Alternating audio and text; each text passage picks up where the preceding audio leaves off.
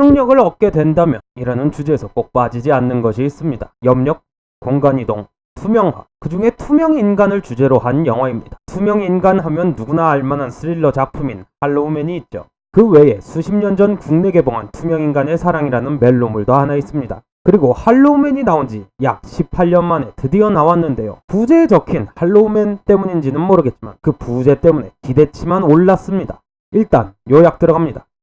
한때 유명 하키 선수였으나 8년 전 모종의 이유로 하키 선수를 때려치고 아내와 어린 딸을 두고 이혼했으며 술과 마약으로 자신의 병을 숨겨가며 제재소에서 일해 번 돈으로 양육비를 보내주며 딸을 그리워하는 아빠가 있습니다. 그리고 엄마는 레즈비언과 결혼해 딸을 키우는데 10대 청소년이 된 딸은 레즈비언 엄마도 새엄마도 좋지만 자신을 보러 오지 않는 아빠를 어딘가 모르게 원망스러워합니다. 그러던 어느 날 엄마는 아빠에게 딸의 방황과 그리움을 토로하고 아빠는 딸을 보기 위해 트럭을 몰고 내려가지만 교통사고로 인해 마약상에 신세지게 되고 딸을 보러 내려가는 도중에 마약 배달을 심부름해주는 대가로 신세진 걸 퉁치기로 하며 마약을 가지고 딸이 사는 곳으로 내려갑니다. 한편 딸은 친구들과 함께 할아버지가 계셨다가 돌아가신 걸로 알고 있는 버려진 정신병원으로 숨어 들어가기로 하고 버려진 정신병원에서 이불 속 유령을 보고 도망가는 와중 친구들에게 버려집니다. 결국 딸의 실종으로 아빠는 온 마을을 헤집고 다니지만 찾을 수 없었고 딸 친구들의 증언으로 정신병원으로 갑니다. 할아버지의 비밀을 알고 있던 정신병원 의사는 아빠를 붙잡고 나는 당신들의 비밀을 알고 있으니 당신도 당신 아버지처럼 여기서 평생 살 수 있게 해줄 테니 연구에 부탁한다는 말과 함께 강제로 붙잡히지만 밤중에 무언가의 인기척 덕분에 병원에서 빠져나올 수 있었습니다.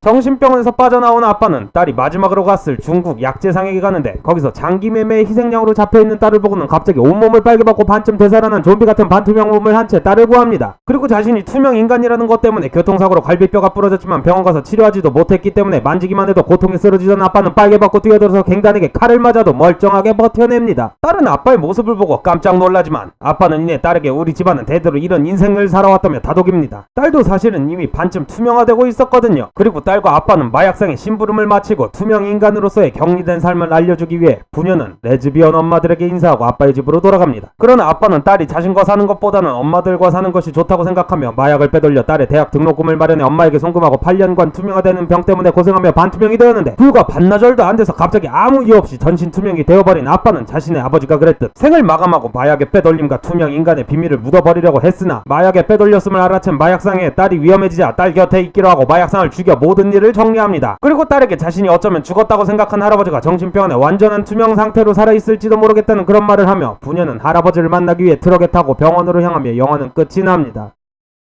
스릴러가 있었냐고요? 없지는 않았습니다. 드라마가 있었냐고요? 없지는 않았습니다. 좋은 편집이나 연출이 있었냐고요?